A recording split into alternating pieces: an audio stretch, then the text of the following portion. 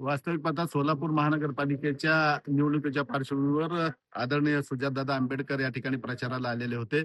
मला वाटलं होतं की सुजातदादा डॉक्टर बाबासाहेब आंबेडकरांच्या बालेकिल्ल्यात घुसलेल्या मनुवादी लोकांच्या विरोधामध्ये एल्गार पुकारतील असं वाटलेलं होतं.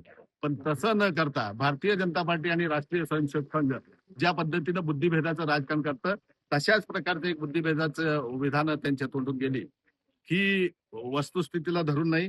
अशा गोष्टी सुजातदादा आंबेडकर सारख्या प्रगल्भ युवा नेतृत्वाने करू नये अशा प्रकारची विनंती मी आपल्या माध्यमातून करतोय.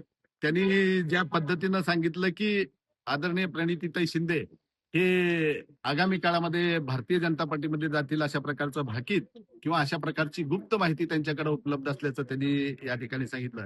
प्रणितीताईंना जर भारतीय जनता पार्टीमध्ये जायचं असतं तर लोकसभेच्या पूर्वी प्रणितीताईंसाठी मोदी साहेब अमित शहापासून सगळ्यांनीच रेड कार्पेट घातलेलं होतं. सगळ्यांचेच ऑफर प्रणितीताईंना होतं. पण त्यावेळेला प्रणितीताईंनी स्पष्ट शब्दामध्ये सांगितलं की माझ्या रक्तामध्ये काँग्रेस आहे, काँग्रेस पक्षाच्या समतेचे विचारधारा मी सोडणार नाही असं स्पष्ट शब्दामध्ये सांगितलं.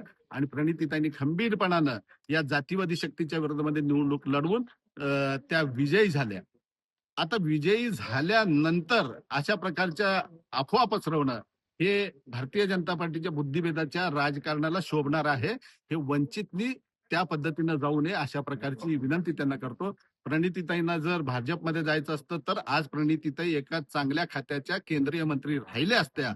पण सत्तेपेक्षा काँग्रेसची विचारधारा, सर्व समाजांना सोबत जाऊन घेऊन जाणारी जी विचारधारा आहे ती विचारधारा जपण्याचा त्यांचा जो निर्धार आहे त्या पद्धतीने त्यांनी प्रणितीताई वाटचाल करत आहेत. दुसरी गोष्ट, सुजातदादांनी आणखी एक विधान असं केलं की शिंदे साहेबांच्या नातूच्या लग्नाला पवार साहेब आले, फडणवीस साहेब आले अशा प्रकारचं त्यांनी वक्तव्य केलं. हे कौटुंबिक आणि खाजगी कार्यक्रमामध्ये एकमेकांच्या कार्यक्रमाला जाणं येणं ही महाराष्ट्राची संस्कृती आहे. त्या पद्धतीने प्रत्येक जण एकमेकांच्या कार्यक्रमात जातात. उद्या जर सुजातदादांच्या घरामध्ये एखादं मंगल कार्य असेल त्यामध्ये त्यांनी फडणवीस साहेबांना बोलावणार नाही का, पवार साहेबांना बोलावणार नाही का, किंवा अन्य दुसऱ्या पक्षाच्या लोकांना बोलावणार नाही का? अशा गोष्टी पेरण्यापेक्षा आपण एका विचारधारेनं निघालेलो आहोत. आपला उद्देश समान आहे की भारतीय जनता पार्टीला सत्तेपासून रोखायचा. त्यासाठी तुम्ही ही जी विचारधारा आहे त्या विचारधारेच्या लोकांच्या पाठीमागे उभं राहून जिथं महाविकास आघाडी कमी पडते त्या ठिकाणी त्यांनी त्यांच्या पक्षाची ताकद आमच्या सोबत उभी करावी अशी विनंती करतो.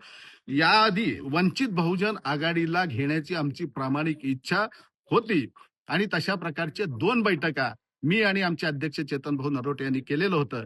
वंचित बहुजन आघाडीच्या लोकांनी काही सीट्सची मागणी केलेली होती. ज्या ठिकाणी आम्ही देऊ शकतो हेही सांगितलं होतं. त्यांची मागणी नसलेल्या ठिकाणी पण काही जागा आम्ही देतो अशा पद्धतीचं त्यांना संधी आपण दिलेलं होतं.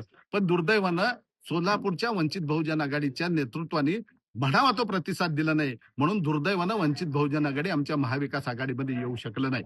मी आजही विनंती करतो, जर भारतीय जनता पार्टीला रोखण्याचा खरोखर उद्देश असेल तर आजही त्यांनी आमच्या बरोबर बसावं. आम्ही शक्य तिथं वंचित बहुजन आघाडीच्या पाठीमागे आमची ताकद उभं करण्याचा निश्चितपणानं प्रयत्न करू.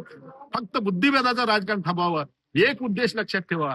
भारतीय जनता पार्टी ज्या पद्धतीनं सोलापूर शहरामध्ये राजकारण करते, बिनविरोधासाठी निष्पाप लोकांचं रक्त सांडते, सोलापूर शहरातल्या जनतेची छळवणूक करते, पिळवणूक करते, हे आतापर्यंत आपण सगळ्यांनी पाहिलेलं आहे. हे जर थांबवायचं असेल तर सकारात्मक होऊन तुम्हीही 2 पावलं पुढे यावं, आम्हीही 2 पावलं पुढे येऊ. एक विचारधारा घेऊन आपण महानगरपालिकेवर महाविकास आघाडी वंचित सहसत्ता बसवू अशा प्रकारची विनंती त्यांना करतो.